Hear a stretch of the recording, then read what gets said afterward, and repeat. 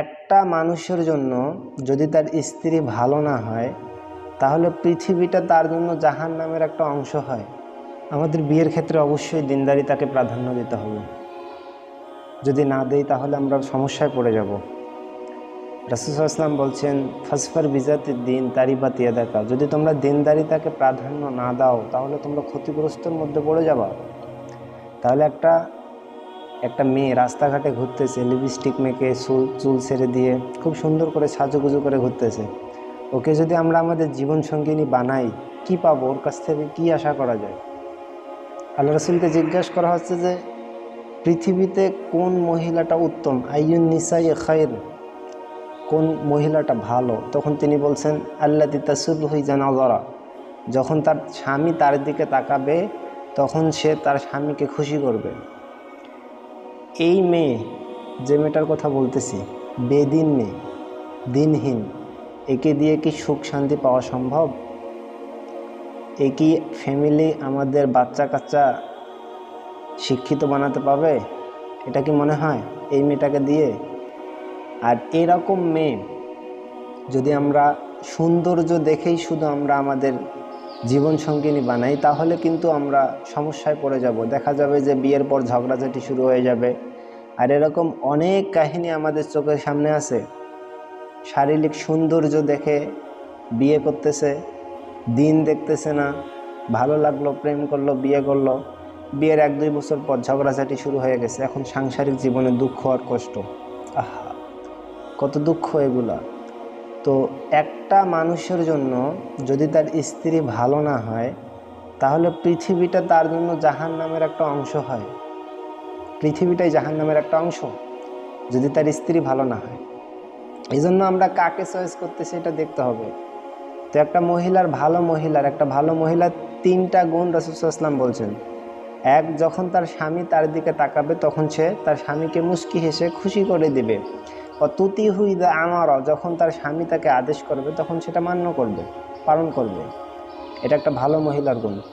আর 3 নম্বর, ওয়ালা তুখালিফুহু ফি নাফসিহা ওয়ালা মালিহা বিমা ইয়াকরাহু, এবং তার স্বামী যখন বাড়িতে থাকবে না সে তখন নিজের ব্যাপারে, নিজের সম্পদের ব্যাপারে অথবা স্বামীর সম্পদের ব্যাপারে সে স্বামীর অবর্তমানে বা স্বামীর অনিচ্ছায় কিছু সে অপব্যয় ব্যয় করবে না, বহিত নষ্ট করবে না, সেটা হেফাজত করবে।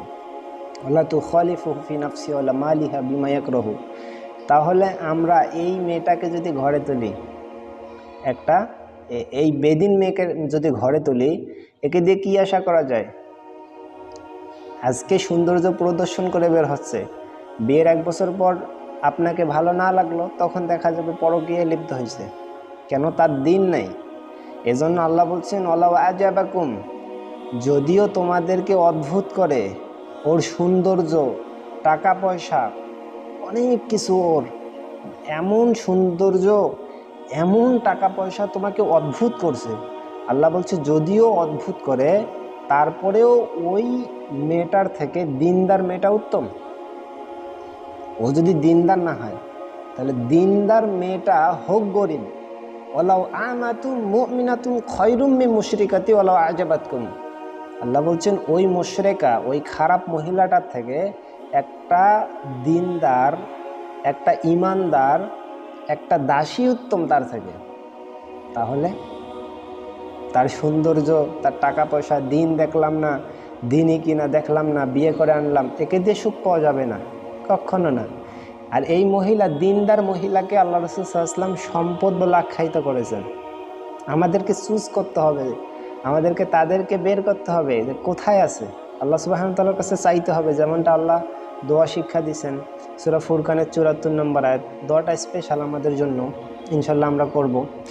আল্লাহ রাসূল সাল্লাল্লাহু আলাইহি ওয়াসাল্লামকে জিজ্ঞেস করা হচ্ছে যে আমরা কি সম্পদ সংরক্ষণ করতে পারি, ইয়া রাসূলুল্লাহ আইয়ুল মালি নাত্তাখিজ। তখন রাসূল সাল্লাল্লাহু আলাইহি ওয়াসাল্লাম বলছেন যে লিয়াত্তাখিজ আহাদুকুম কলবান শাকিরান। 3টা কথা বলছেন। 1 নাম্বার, যে এমন সম্পদ তোমরা সংরক্ষণ করবে একটা শুকরিয়াকারী অন্তর। 2, ওয়ালিসানান জাকিরান, এমন একটা লিসান, জিহবা, যে জিহবা আল্লাহ জিকির করে। 3 নাম্বার বলছেন ওয়াজাওজাতান মুমিনাতান তুইনু আহাদুকুম আলা আমরিল আখিরা, এমন একজন স্ত্রীকে তিনি সম্পদ বলে আখ্যায়িত করলেন যে স্ত্রীটা স্বামীকে দিনের ব্যাপারে সাহায্য করে, একে সম্পদ, এই মহিলাটাকে সম্পদ বলে আখ্যায়িত করলেন। তাহলে এই সম্পদটা আমাকে সংরক্ষণ করতে হবে। রাসূল সাল্লাল্লাহু আলাইহি ওয়াসাল্লাম বলছেন, আর দুনিয়া কুল্লাহা মাতাউন, আর দুনিয়া কুল্লাহা মাতাউন, দুনিয়ার সব কিছু হচ্ছে সম্পদ। ও খৈরুল মাতাই দুনিয়াল মারআতুস সালিহাত, আর এই সব সম্পদের মধ্যে উত্তম সম্পদ হচ্ছে একটা সতী সাধ্বী নারী। তাহলে আমাদেরকে বিয়ের ক্ষেত্রে অবশ্যই দিনদারিতাকে প্রাধান্য দিতে হবে। যদি আমরা দিনদারিতাকে প্রাধান্য দিতে না পারি, তাহলে রাসূল সাল্লাল্লাহু আলাইহি ওয়াসাল্লাম বলছেন তারিবাত ইয়াদাকা, তাহলে অবশ্যই ধ্বংসের মধ্যে পড়ে যাব। এই জন্য দিনদারিতাকে প্রাধান্য দিতে হবে, যে মেয়েটা আমাদেরকে দিনের ক্ষেত্রে সাহায্য করবে। আর দিনের ক্ষেত্রে সাহায্য করা, রাসূল সাল্লাল্লাহু আলাইহি ওয়াসাল্লাম এটা উদাহরণ দিচ্ছেন কিন্তু, যে দিনের ক্ষেত্রে সাহায্য করা বিষয়টা কীরকম। তিনি বলতেছেন রহিমাল্লাহু ইমরাতান, আল্লাহ ওই মহিলার ওপর রহম করুক। কোন মহিলা? যে মহিলাটা কামাত মিনাল লাইলি, রাত্রিবেলায় জেগে ওঠে, ফাসল্লাত, নিজে সালাত আদায় করে, ও আইকদাত জাওজাহা, তার স্বামীকে জাগানোর চেষ্টা করে তাহাজ্জুদের জন্য। এখন ধরেন ঠান্ডা দিন, এখন ঠান্ডার সময় তো অলসতা, বিছানা সেরে উঠতে ইচ্ছা করে না, স্বামী বলতেছে আরে উঠবো না, থাকো, এখন উঠবো না, লেপ গায়ে দিয়ে ধরেন শুয়ে পড়ছে। এবার রাসূল সাল্লাল্লাহু আলাইহি ওয়াসাল্লাম বলতেছেন ওই মহিলাটা কি করে, এক গ্লাস পানি এনে, জগে পানি এনে, নাযআহাত ফি ওয়াজহিহিল মা, তখন সে তার মুখে ঢেলে দেয় বা ছিটা মারে। তার স্বামীকে উঠতে হবে, কেন? সে তার দিনের ব্যাপারে সাহায্য করতেছে এভাবে। এই মেয়েটাকে দিনদার মেয়ে, একে সম্পদ বলে আখ্যায়িত করেছেন। রাসূল বলছেন এই মেয়েটাকে তোমরা সংরক্ষণ করো, এটা সম্পদ। তাকে বলা হয়েছিল কি সম্পদ সংরক্ষণ করব? রাসূলকে এই মেয়েটা জাওজাতান মুমিনাতান, এটা হচ্ছে তোমার সঙ্গিনী, মুমিন সঙ্গিনী, তোমরা একে সংরক্ষণ করো। তাহলে আমরা অবশ্যই আমরা বিয়ের ক্ষেত্রে দিনদারিতাকে প্রাধান্য দেব। যদি দিনদারিতাকে প্রাধান্য না দেই, তাহলে অবশ্যই ক্ষতিগ্রস্তর মধ্যে পড়ে যাব। দেখা যাবে বিয়ের 1 বছর হয়ে গেছে, সংসারে ঝগড়াঝাটি লেগে আছে, সুখ শান্তি পাওয়া যায় না, সুখ নাই, কত যন্ত্রণা, কত কষ্ট। দুনিয়াটা, বলছিলাম যে দুনিয়াটা একটা আযাব, মনে হবে যেন জাহান্নামের খণ্ড হয়ে গেছে। যদি আমরা দিনদারিতাকে প্রাধান্য না দেই কোনো মেয়ের, ওই মেয়েটা এসে সংসারে ঝামেলা করবে। দেখা যাবে যে মায়ের সঙ্গে বলতেছে না, বউ শাশুড়ি ঝগড়া লেগে গেছে, ওদের ঝগড়া মেটাতেই তো আমার জীবনের অর্ধেক সময় চলে যাবে।